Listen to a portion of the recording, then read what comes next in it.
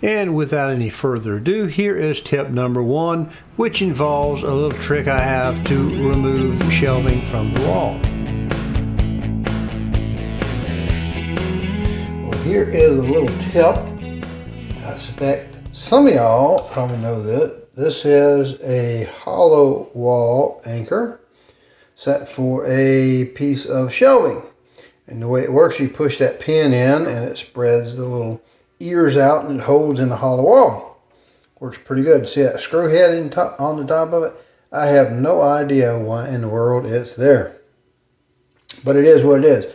Now when you're removing shelving, a lot of times these, of course, they'll be pushed all the way in. This piece gets flat right there and it's a little hard to get off to pull the anchor. So you might need something that looks like this. Now this is actually from an auto body panel kit to pop the rivets. So yeah, that little face is bent and it's sharpened down, so you use like a little pry bar and pop up.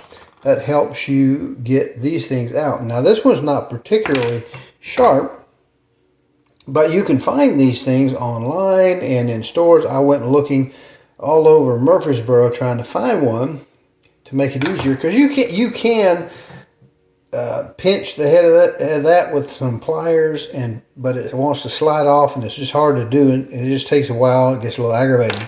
If you use a pry like this, now this one, like I say, comes from an auto body kit to pop panels off, but you can also find them look just about like that from Lowe's and Amazon, all kind of places.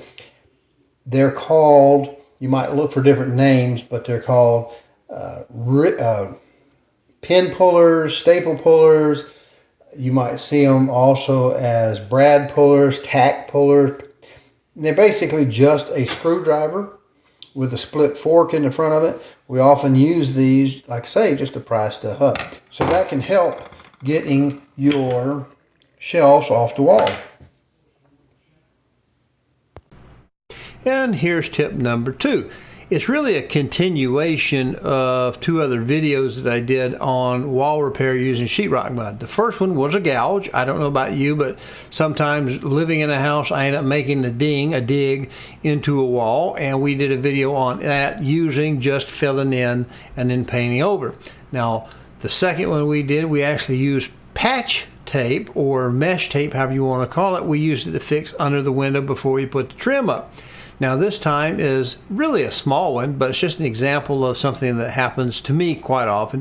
You know, even though I may use a frog tape brand or 3M sharp liners or whatever it might be called, I sometimes get a tape lift where I take the paint off.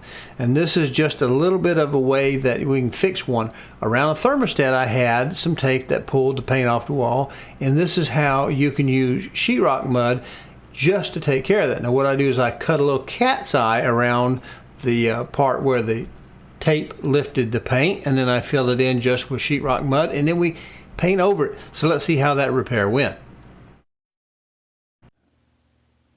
And that is after the little repair, and I will put it back in place so that we can really draw our eye to where the tape pull was in just a second.